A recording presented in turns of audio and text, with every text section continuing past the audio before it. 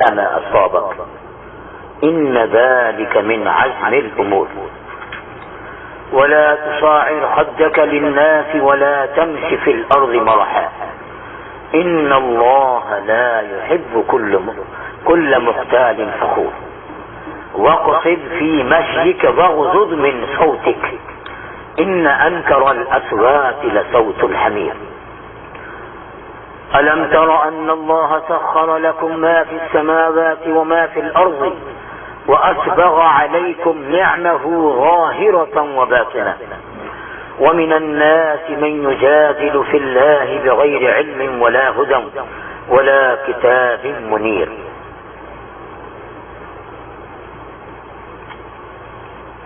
صدق الله العظيم.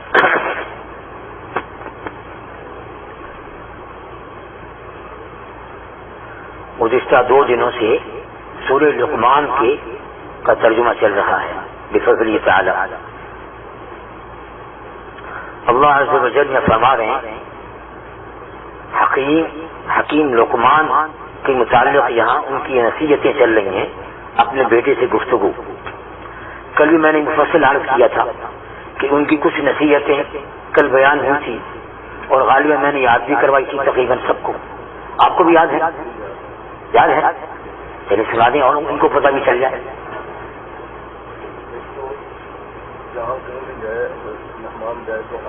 نہیں، سب سے پہلے تو یہ بتائیں نا اس کی اہمیت. حضرت لقمان نے کہا کہ میرے بیٹے میں نے 8000 نصیحتوں میں سے تیرے لیے 4 نصیحتیں نکالی ہیں، یعنی ان 8000 کا نچوڑ 4 کے اندر ہے. وہ 4 کیا ہیں؟ میں عرض کر دوں تفصیل سے. فرمایا سب سے پہلے نظر کی حفاظت. گھر سے جاؤ، کسی کے گھر میں جاؤ یا روڈ پہ جاؤ تو نظروں کو جھکا کے رکھنا، کیونکہ نظریں اگر اٹھ جاتی ہیں تو اگر وہ بھٹک گئی تو پھر وہ بڑا کام خراب کرتی ہے. اپنے بیٹے کو کہہ رہے ہیں کہ سب سے پہلے نظر کی حفاظت. دوسرا، جب دسترخوان پر بیٹھو کسی کے ہاں تو اپنے معدے کی حفاظت. اور تیسری کیا فرمایا؟ جب کسی مجلس میں بیٹھو تو زبان کی حفاظت. پہلے سولو پھر بولو.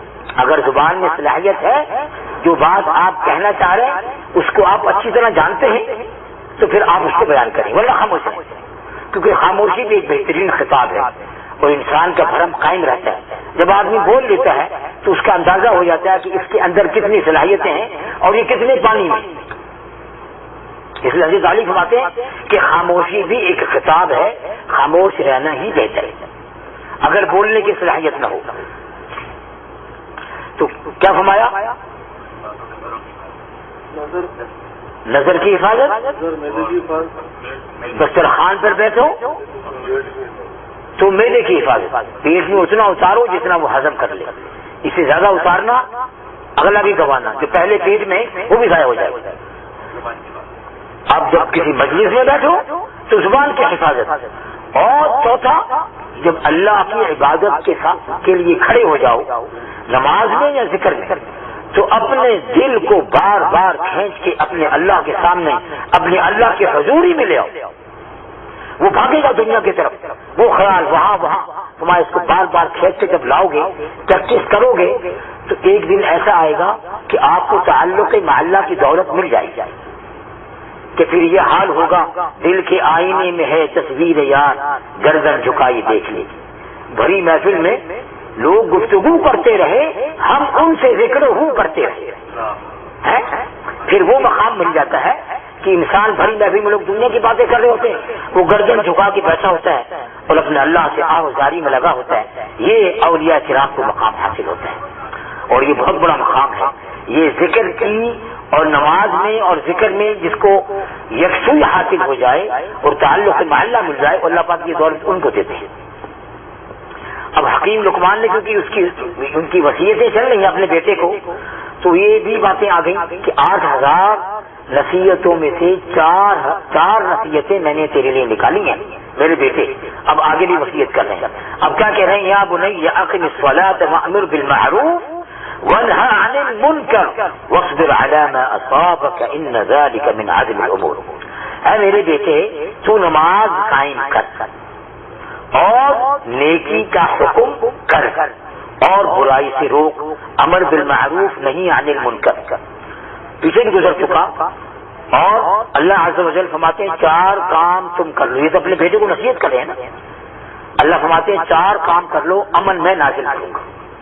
نماز، زکوٰۃ، امر بالمعروف نہیں عن المنکر. کوئی مشکل نہیں. اب اپنے گھر میں رائج کر دیں، اپنے مدرسے میں رائج کر دیں، اپنی بستی میں رائج کر دیں، اپنی مملکہ میں رائج کر دیں. انشاءاللہ امن اللہ کی طرف سے نازل ہوگا. اس سعودی عرب میں یہ 3-4 باتوں پہ عمل ہے. چور کو سزا ملتی ہے، ہاتھ کٹے جاتے ہیں، قصاص ہوتا ہے، زکوٰۃ کا شیڈول ہے، امر بالمعروف کی گاڑیاں گھومتی ہیں. نماز کے ٹائم کوئی دکان کھلی ہو اس کو پکڑ کے تالے بند کر دیتے ہیں. بظاہر اندرونی بہت خرابیاں ہیں، لیکن ان 4 کاموں پہ عمل ہے. آج بھی یہاں امن کی مثالیں دیتے ہیں پوری دنیا میں. سعودی عرب میں جتنا امن ہے اس وقت کسی دنیا کے کسی خطے میں نہیں. یہ 4 کاموں کا عمل یہاں ہوتا ہے. یہ حرمین کی برکت سے یہ 4 کام یہاں ہو رہے ہیں.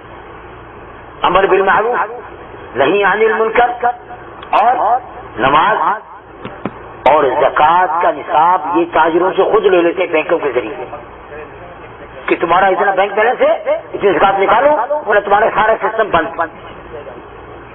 تم کچھ لے دے نہیں سکتے، تجارت نہیں کر سکتے. یہ نظام ان کیا ہے. اور یہ خیریت کے ادارے کھلے ہوئے ہیں جو فعل الخیرات میں اس کو استعمال کرتے ہیں اس پیسے کو. یہ ان کے یہاں نظام ہے جس کا عمل ہے کہ آپ 2 کلو سونا پہن کے آپ کی عورت یہاں روڈ پہ سو جائے، کوئی میری آپ سے دیکھنے والا نہیں. وہاں تو صرف پاکستان میں کسی عورت نے بیچاری نے پیٹرول پمپ پہ کنگل اپنا دکھا دیا، ایسی کوئی چیز دکھا رہی تھی اپنے شوہر کو. وہ پیٹرول پمپ پہ کسی نے کنگل دیکھ لیا، اس گاڑی کے پیچھے 2 اسکوٹر لگ گئے. جب تک کنگل لے نہیں لیا گاڑی کی جان نہیں چھوڑی. بدامنی کا یہ حال ہمارے ملک میں. علماء الحدیث نہ سونا پہن سکتے ہیں نہ دکھا سکتے ہیں، بس لے کے رکھ لو زکوٰۃ دینے کے لیے، زکوٰۃ دیتے جاؤ. وہاں یہ حال ہے. کیوں کہ 4 باتوں پہ عمل نہیں ہے. یہ 4 باتوں پہ عمل کر لیں انشاءاللہ. اللہ نے قرآن پاک میں کہا ہے، غالباً سورہ پیچھے گزر چکا مجھے اب یاد نہیں ہے، بہرحال کسی صورت میں میں نے الحمدللہ خود اس کی تفصیل بیان کی ہے کہ 4 کام اے میرے بندو تم کر لو، امن میں تمہارے اوپر بارش کی طرح نازل کروں گا. امن چکوٹی سے نہیں آئے گا، امن پولیس سے نہیں آئے گا، امن فوج سے نہیں آئے گا. کرتے رہیں ساری زندگی، فوج کے ذریعے امن نہیں آئے گا. امن ان 4 چیزوں سے آئے گا. اگر ہمارے ملکوں میں کوئی ایسے حاکم آ جائیں ان 4 باتوں پہ عمل کروا دیں، پھر دیکھیں عمل کے حصار کیسے کھڑے ہوتے ہیں. ہر انسان دوسرے انسان کی خود حفاظت کرے گا. یہ 4 باتیں. اب یہ 4 باتیں اپنے بیٹے کو کہہ رہے ہیں. کون؟ حکیم لقمان. اے میرے بیٹے تو نماز قائم کر اور نیکی کا حکم کر اور برائی سے روک اور صبر کر ان مصیبتوں پر جو تجھے پہنچے. یہ بہت بڑا عمل ہے. دیکھیں اللہ سے مسائل مانگنے نہیں چاہیے. کبھی بھی اللہ سے امتحان نہ مانگے. ایک صحابی کہہ رہے تھے اے اللہ مجھے صبر دے، اے اللہ مجھے صبر دے. تو حضور نبی کریم صلی اللہ علیہ وسلم اس کے کمر میں لات ماری اور کہا مسجد نبی میں کہ تم اللہ سے امتحان مانگ رہے ہو، بلکہ تم اللہ سے یہ کہو ربنا آتنا فی الدنیا حسنہ وفی الآخرۃ حسنہ وقنا عذاب النار.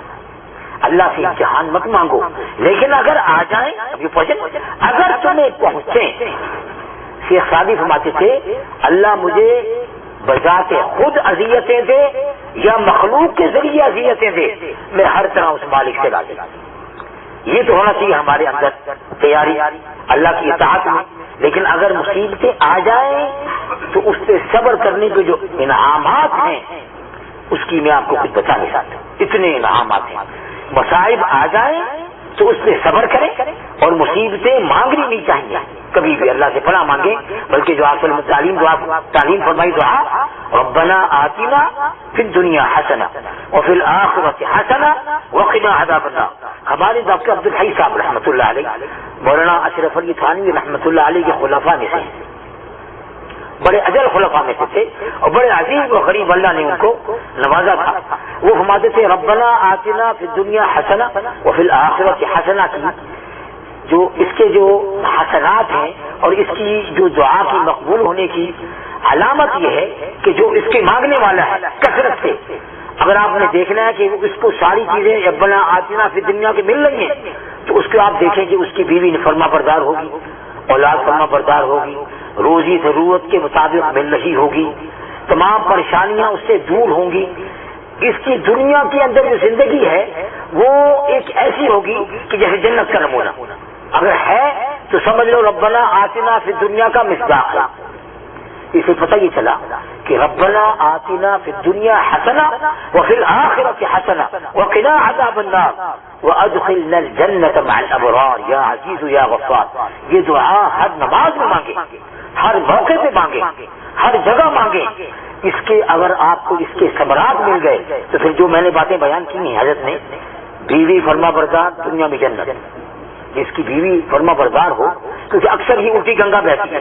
ہمارے شیخ ہوا کرتے تھے اگر بیوی آپ کے برعکس چلے، آپ یوں چل رہے ہیں وہ یوں چلے تو خوش رہو، یہ فطرت میں ہے، کیونکہ ٹیڑھی پسلی سے اس نے سیدھا نہیں چلنا، ٹیڑھا ہی چلنا۔ اگر وہ کہیں سیدھی چلے آپ کے کان نشانہ بچانا تو پریشان ہو جاؤ کہ یہ ٹیڑھی تھی سیدھی کیسے چل رہی، کیونکہ ٹیڑھی پسلی سے پیدا ہوئی نا۔ اللہ پاک نے حضرت آدم السلام کی ٹیڑھی پسلی سے نکالا اور کپڑوں سمیت اس کو دنیا میں اس کو رونما کیا عورت کی، یعنی عورت جو ہے نا، عورت کیوں کہا اس کو کہ یہ پردے کے اندر آئی۔ اس کے اللہ نے جب اس کی ایجاد کی تو یہ فرشتوں سے آنکھوں کے اسے اوجھل کر دیا۔ حضرت آدم سوئے ہوئے تھے، انہیں پتہ ہی نہیں، جب اس کے دیکھا تو پیچھے اما ہوا، پوچھا کون ہے تو بولا یہ آپ کی بیوی اور کپڑوں سمیت۔ حضرت آدم 40 سال پڑے رہے ننگے، پتلا، شیطان آدھے آدھے ٹھوکریں مارتا تھا کہ یہ کیوں بنایا اے اللہ، تیری مخلوق تو ہم ہیں نا عبادت کرنے کے لیے۔ ازلی دشمن، جاتے ہوئے ٹھوکر مارتا تھا، آتے ہوئے ٹھوکر مارتا تھا، انسان کا ازلی دشمن۔ اللہ نے اس کو کیا کہا ہے عدو مبین، یہ کبھی آپ کا خیر کام نہیں ہونے دے گا، لیکن اسے بچنے کا نسخہ بھی بتا دیا، وَإِمَّا يَنزَغَنَّكَ مِنَ الشَّيْطَانِ نَزْغٌ فَاسْتَعِذْ بِاللَّهِ۔ دیکھو جب تمہیں شیطان تمہارا ازلی دشمن ہے، اس نے کہا کہ اے اللہ تم نے اس کو کیوں پیدا کیا؟ اللہ نے پیدا کر دیا، اللہ نے کہا میری مسئلہ، جب پیدا ہو گیا اللہ نے حکم دیا اس کو سجدہ کرو، اس نے کہا میں نہیں کرتا، یہ تو مٹی کا پتلا ہے، وہ مٹی نہیں، وہ بھی گلی کھڑی مٹی کالی جو تم نے 40 سال اس کو تم نے بنا کے چھوڑ دیا، میں اس کو سجدہ کیوں کروں؟ تو بس اللہ نے اللہ کی نافرمانی کی وجہ سے اللہ کا درگاہ ہو گیا۔ اب اس کو غصہ ہے کہ اس انسان کی وجہ سے میں جنت سے نکلا، اب اس کو جنت میں جانے نہیں دوں گا۔ اس کی پوری کوشش یہ ہے کہ کسی بھی انسان کو میں جنت میں نہ جانے دوں، اور دعویٰ بھی کیا اللہ نے اس کا نسخہ بتا دیا۔ اگر شیطان تمہیں ستائے، پریشان کرے تو کیا کرنا ہے؟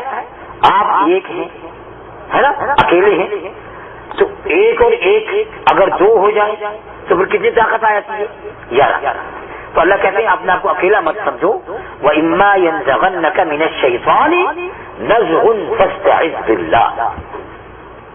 جب تمہیں شیطان مساوس کے ذریعے پریشان کرے تو تم فاستعذ باللہ کہہ کے اعوذ باللہ کہنے کی تمہاری دیر ہے، میرے یہاں سے میں دربان اپنے بھیجوں گا، اس کو ایسی اس کی پٹائی کریں گے کہ اس کی دڑکیاں لگ جائیں گی، بھاگ جائے گا، اب رہ جائے گا پیچھے گھر کا چور لنکا ڈھائے، گھر کا چور لنکا ڈھائے۔ اب یہ آتا ہے اور نفس کو پروگرام دیتا ہے کہ یہ نئے نئے گناہ تو نہیں کروانے، اب نفس کہتا ہے کرنے، یہ گناہ کرنا ہے، یہ گناہ کرنا ہے۔ اکابر فرماتے ہیں کہ یہ علامت ہے نفس کی، شیطان وساوس ڈالتا ہے، نفس انسان سے عمل کرواتا ہے۔ اب وہ تو باہر کا چور تھا، باہر کا چور بھاگ گیا، اب اندرونی چور بیٹھا ہوا ہے جو آپ سے گناہ کرواتا ہے۔ تو اس کا بھی کہا ہے کہ اس کے ایک بادشاہ تھے، اس کے دربار کے باہر کوئی آدمی بیٹھا ہوا تھا اور کہہ رہا تھا کہ نہ تو میرا خدا، نہ میں تیرا بندہ، میں تیری بات کیسے مانوں؟ نہ تو میرا خدا، نہ میں تیرا بندہ، میں تیری بات کیسے مانوں؟ تو چند علماء کرام نے کہا بادشاہ سلامت، ان کو اٹھا کے پھانسی لگوا دی، یہ تو خدا سے انکار کر رہا ہے۔ تو کسی دیگر نے کہا وہ اس کو ہوش میں تو آنے دو، اس سے پوچھو کس کو کہہ رہا ہے یہ۔ تو جب وہ ہوش میں آئے، مجذوب تھے، اللہ والے تھے، تو اسے بھائی آپ کس سے خطاب کر دیتے کہ نہ تو میرا خدا، نہ میں تیرا بندہ، میں تیری بات کیسے مانوں؟ تو انہوں نے فرمایا کہ میں اپنے نفس سے کہہ رہا تھا، آج میرے نفس نے مجھے گناہ کا تقاضا کیا، تو میں اس کو کہہ رہا تھا نہ تو میرا خدا نہ میں تیرا بندہ، میں تیری بات کیسے مانوں؟ یہ نفس کے ساتھ تھوڑی سی رٹ تو لگا کہ تم میرا خدا بھی نہیں ہے، میں تیرا بندہ بھی نہیں ہوں، اور اللہ نے صاف کہہ دیا ہے کہ فَأَلْهَمَهَا فُجُورَهَا وَتَقْوَاهَا، تمہارا نفس جو ہے وہ فجور پر مبنی ہے، وہ فجور کے تقاضے کرے گا، کبھی آپ کو تہجد کے لیے نہیں کہے گا، کبھی آپ کو نماز کے لیے نہیں کہے گا۔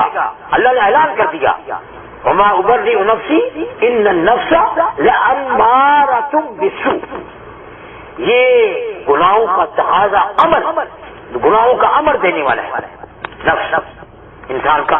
تو دیکھیں نفس تو ہے کافر، البتہ اللہ والوں کا اور انبیاء کرام کے نفس مسلمان کیا جاتا ہے، اور والوں کے جو نفس ہوتے ہیں وہ ریاضتوں کی وجہ سے رگڑتے شریف تک ہو جاتے ہیں، لیکن عام انسان کا نفس کافر ہوتا ہے، نماز سے منع کرے گا، نیک کاموں سے دور کرے گا، آپ نے جبرن قہرن تقویٰ کی چھری چلانی ہے، اس کو ذبح کر دینا ہے، آشات کو آپ نے کاٹنا ہے، تو پھر آپ کو اللہ وہ مقام دیں گے کہ یا ایتھا النفس المطمئنہ، یہ تیسرا درجہ ہے نفس کا، پہلا فجور، دوسرا لا اقسم بنفس اللوامہ، لوامیت یہ ہے گناہ کر لیا نیکی کر لی، گناہ ہو گیا نیکی کر لی، دونوں چیزیں ساتھ ساتھ چل رہی ہیں، اللہ کی یہ قسم کھائی لا اقسم بالنفس اللوامہ، اس کی قسم بھی کھائی اللہ نے۔ تو یہ مقصد یہ بھی بڑی قیمتی چیز ہے کہ گناہ کے بعد توبہ کی توفیق سے پتہ یہ چلتا ہے کہ یہ آدمی گناہ کرنا نہیں چاہتا، مگر کیونکہ دو دشمن ہیں اس کے، ایک نفس اور ایک شیطان، یہ دونوں سے مرغوب ہو کے یہ گناہ کر بیٹھتا ہے، شراب پی لیتا ہے، زنا کر لیتا ہے، چوری کر لیتا ہے، داغا مار لیتا ہے، سارے دنیا گناہ کر بیٹھتا ہے، مگر چاہتا نہیں ہے کیونکہ توبہ کر رہا ہے۔ اللہ نے اس کو لوامہ کہا ہے، لوامیت، یہ بڑی نعمت ہے۔ اس کے بعد پھر جو مقام اہل اللہ کو حاصل ہوتا ہے وہ کیا مقام ہے بھائی؟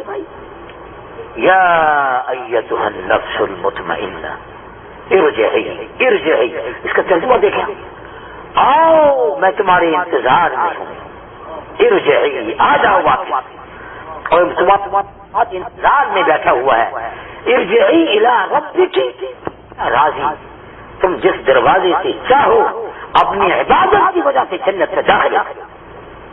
یہ نفس مطمئنہ یہ حاصل ہوتا ہے آخری درجے میں جا کے، جب آدمی ریاضتیں مشقتیں اللہ کے لیے اپنے آپ کو بار بار اپنے جذبات کو ذبح کرتا ہے، کاٹتا ہے، تو پھر اللہ اس کو یہ مقام عطا کر دیتے ہیں، بہت بڑا مقام ہے۔ یا ایتھا النفس المطمئنہ ارجعی، عرض یہ کر رہا تھا کہ اب اللہ نے کہا کہ وَإِمَّا يَنزَغَنَّكَ مِنَ الشَّيْطَانِ نَزْغٌ فَاسْتَعِذْ، جب تمہیں شیطان نفس پریشان کر تو تم نہ مانگو، حفاظت کے حساب میں کھڑے کر دوں گا۔ آپ یقین جانیں آدمی دو گھڑی کے لیے گناہ سے پہلے اللہ کی طرف متوجہ ہو جائے، اے اللہ جی گناہ میں کرنا نہیں چاہتا مگر نفس اور شیطان مجھ سے غالب آ گئے، میں نہیں چاہتا، یقین جانیں اللہ پاک سینے سے کھڑا کر دیں گے، اٹھا کے کھڑا کر دیں گے اور بتلا دیں گے کہ میں کس طرح بچا دوں۔ مانگے تو صحیح نا اللہ سے۔ اب ایک آدمی مانگے بھی نا تو یہ تو اللہ نے خود کہا کہ تم مانگو فاستعذ باللہ، تو جب تم مانگو گے تو تمہارے اندر یارہ کی قوت آ جائے گی۔ حضرت مولانا حکیم مقصد صاحب نے بڑا عجیب اس کا ترجمہ لکھا ہے، عجیب و غریب، فرمایا کہ وَإِمَّا يَنزَغَنَّكَ مِنَ الشَّيْطَانِ نَزْغٌ فَاسْتَعِذْ بِاللَّهِ کی تفسیر بڑی اچھی سمجھائی ہے۔ فرمایا اس کی مثال ایسی ہے کہ آپ اپنے اللہ سے ملنا چاہتے ہیں، اب دنیا میں آ جائے، آپ کسی کی کوٹھی پہ گئے، اس کے یہاں دو کتے ہیں، یہ شیطان اللہ کا کتا ہے، اس نے دو کتے پالے ہوئے، اب آپ نے دروازے کے قریب گئے تو کتے نے بھونکنا شروع کر دیا، کتے کا کام ہے بھونکنا، تو آپ نے اگر اس کے بھونکنے پہ دھیان دیا تو آپ پھر مکان والے سے مل نہیں سکیں گے، بغیر ملے جانا پڑے گا، ہے نہیں ہے؟ تو میں آپ کتے کی بھونک پر دھیان مت دو، فاستعذ باللہ، اس گھنٹی پہ ہاتھ رکھ دو، جب آپ بیل بجائیں گے اس مالک مکان کی، وہ کھڑکی کھول کے اس کتے کو کچھ کوڈ ورڈ میں کہے گا کہ چل یہ میرے مہمان ہیں، تو کتا دم لگا ہوا چلا جائے گا، آپ کے لیے دروازے کھل جائیں گے، ہے نہیں ہے؟ تو حضرت نے یہی مثال دی ہے کہ آپ اپنے اللہ کی طرف متوجہ ہو جائیں اور اللہ سے پناہ مانگیں، اللہ اپنے غیبی طریقے سے ملائکہ کو بھیجے گا جو ان کی اصلاح کا بندوبست ہو جائے گا نفس کی، اور شیطان کو مار کے بھگا دیا جائے گا. سمجھ گئے؟ اب یہ دو چیزیں پریشان کر رہی ہیں آپ کو نافرمانی کے لیے. آپ اللہ سے مانگیں تو صحیح. اب ایک آدمی مانگنا بھی گوارا نہ کرے اور وہ کہے کہ میں گناہوں سے بچ جاؤں تو کیسے ممکن ہے؟ اللہ نے نسخہ بتا دیا اس کا، اور یہ عجیب و غریب نسخہ ہے، اس پہ عمل کر کے دیکھیں. آپ ایک گھڑی گناہ سے پہلے اللہ کی طرف جہان لے جائیں، اے اللہ میں یہ تیری نافرمانی نہیں چاہتا مگر مجبور ہو گیا ہوں، آپ اس کے اسباب پیدا کر دو. بس آپ دیکھیں آن کی آن میں غیبی طریقے سے ایسے اسباب آئیں گے، گناہ تو کیا آپ گناہ کے محل سے بھی دور ہو جائیں گے، وہ موقع بھی چھڑا دیا جائے گا، وہ گناہ کے جو آلات ہیں ان کو بھی چھڑا دیا جائے گا. اللہ سے مانگے تو صحیح، فاستعذ باللہ کہیں تو صحیح. اب یہاں وہ فرمانے کہ میرے بیٹے نماز قائم کرنا، نیکی کا حکم کرنا، برائی سے روکنا اور صبر کرنا ان مصیبتوں پر جو تجھے پہنچے، یقیناً یہ ایسے امور ہیں جن کا ہضم کیا جاتا ہے، یعنی اگر تم ان کا ہضم کر لو تو تم مومن کامل کی فہرست میں داخل ہو جاؤ گے. یہ وہی دیکھو چار باتیں جو میں نے آج چار باتیں اس کے اندر بھی ہیں. ولا تصاعر خدك للناس ولا تمشي في الارض مرحا ان الله لا يحب كل مختال فخور. اور تو اپنا رخسار لوگوں سے مت پھیر اور زمین میں اکڑ کر مت چل، یعنی لوگوں سے تکبر کے مارے اپنا منہ مت پھیر. سمجھے نا، سے لوگ پھیرتے ہیں میاں اس کے پڑے کرو، یہ تو چھوٹا سا آدمی ہے، تکبر ہے، کبر ہے، اور وہ بتا رہے ہیں کہ ایسا مت کرنا اور اکڑ کر مت چلنا اللہ کی زمین پر. اللہ نے دھمکی دی ہے کیا تم میری زمین کو پھاڑ دو گے؟ کیا تم میری پہاڑوں کی چوٹیوں تک پہنچ جاؤ گے تمہارا سر؟ اللہ نے دھمکایا ہے، دھمکیاں دی ہیں. اکڑ کے مت چلو، احسرو وعباد الرحمن الذین یمشون فی الارض ہونا. اللہ نے کہا ہے نا میرے پیارے اور میرے مقبول بندوں کی کیا پہچان بتائی؟ اللہ اللہ اللہ، عباد الرحمن الذین یمشون فی الارض ہونا واذا خاطبهم الجاہلون قالوا سلاما. میں جب چلتے ہیں تو اپنے کاندھوں کو، سر کو جھکا کے چلتے ہیں، ایسے جیسے آدمی کسی نکاح کی طرف جا رہا ہوں، ناشیبی ایریا کی طرف جا رہا ہوں. اس طرح میرے بندے چلتے ہیں اپنے آپ کو جھکا کے، عجز و نیاز کے ساتھ، دل میں نیاز مندی ہو، اعضاء کو جھکایا ہو اور اللہ کی رحمت نہ ہو. یہ کیسے ہو سکتا؟ یہ ممکن ہی نہیں. اور آگے فرما دیا آج کل یہ عام ہے کہ ہر آدمی مفتی بنا ہوا ہے، ہر آدمی مفتی بنا ہوا ہے. یاد رکھیے اگر آپ نے کسی کو مسئلہ بتا دیا، اس مسئلے کی ذمہ داری قیامت کے دن آپ کے اوپر آئے گی. اللہ عدالت قائم کر دیں گے کہ تم نے مسئلہ بتایا، اس نے عمل کیا اور یہ غلط تھا، اس کی سزا اس کو ملے گی جس نے مسئلہ بتایا. بڑا اہم امور ہے، اس پہ ہر آدمی بھاگ کے پوچھ جاتے ہیں. میں جانتا ہوں، نہ پڑھا نہ لکھا، نہ مدرسے کا منہ دیکھا ہے، اور جناب بس چلے مسئلے بتانے. اس سے پناہ مانگنی چاہیے. اب اللہ اس کا نسخہ بتا رہے ہیں کہ میرے جو مقبول بندے ہیں کیا ہے، وعباد الرحمن الذین یمشون علی الارض ہونا واذا خاطبهم الجاہلون قالوا سلاما. وہ الجھتے نہیں ہیں، وہ سلام کر کے اپنی جان چھڑاتے ہیں. جاہلوں سے الجھ کر اپنا ایمان خراب کرنے والی بات ہے. وہ آپ سے ایک نہیں 10 مسئلے الٹے سنے رہیں گے، جس سے ممکن ہے آپ کے دل کے اندر بھی کچھ ایسے خیالات پیدا ہو جائیں، آپ کے ایمان کا بھی خطرہ. تو اللہ نے کیا نسخہ بتایا کہ جو حالات سے ٹکر جاؤ تو اذا خاطبهم الجاہلون قالوا سلاما، جان چھڑا، ان سے الجھو مت، اور جو الجھے گا وہ خود جاہل. یقیناً اللہ ہر تکبر کرنے والے اور فخر کرنے والے سے محبت نہیں کرتا. وَاقْصِدْ فِي مَشْيِكَ وَاغْضُضْ مِنْ صَوْتِكَ إِنَّ أَنْكَرَ الْأَصْوَاتِ لَصَوْتُ الْحَمِيرِ۔ اب آگے کیا فرما رہے ہیں؟ اور درمیانی چال اختیار کرو اور اپنی آواز کو پست رکھنا۔ یہ بیٹے کو نصیحتیں کر رہے ہیں، لیکن اللہ یہ نصیحتیں قیامت تک کے لیے اللہ نے محفوظ کر دی قرآن کریم میں ہم لوگوں کے لیے۔ اب وہ تو اپنے بیٹے سے کہہ رہے ہیں کہ دیکھو بیانی چال اختیار کرنا، متکبرانہ چال بھی مت چلنا، اور اپنی آواز کو پست رکھنا۔ یقیناً سب سے بری آواز گدھے کی آواز۔ اگر تم آواز نکالو گے بے ڈھنگی بے ڈھنگ آواز نکالو گے تو تمہاری سب کو کیا ہوگی؟ گدھے۔ ارے یار یہ تو گدھے کی طرح بولتے ہیں، اتنی بلند، اس کی اتنی بلند اور بے ڈھنگ آواز ہے کہ کان بجتے ہیں۔ تو پھر اللہ کے نبی نے قرآن میں کیا کہہ رہے ہیں؟ یہ اللہ کے پیغمبر ان کے پیغمبری پہ اختلاف ہے، لیکن اس کو علیہ السلام بھی کہا ہے۔ تمام کئی مورخین نے ان کو لکھا ہے کہ یہ انبیاء کرام میں سے بھی ہو سکتے ہیں، لیکن اختلاف ہے۔ اب یہ کہہ رہے ہیں کہ اے میرے بیٹے بلند آواز مت کرنا، کیونکہ بلند آواز گدھے کی ہوتی ہے اور سب سے بھیانک آواز۔ ألم تر أن الله سخر لكم ما في السماوات وما في الأرض وأسبغ عليكم نعمه ظاهرة وباطنة ومن الناس من يجادل في الله بغير علم ولا هدى ولا كتاب منير۔ کیا تم نے دیکھا نہیں کہ اللہ نے تمہارے تابع کر دیں وہ چیزیں جو آسمانوں اور زمینوں میں ہیں، اور تم پر اپنی ظاہری اور باطنی نعمتوں کی وسعت فرما دی ہے۔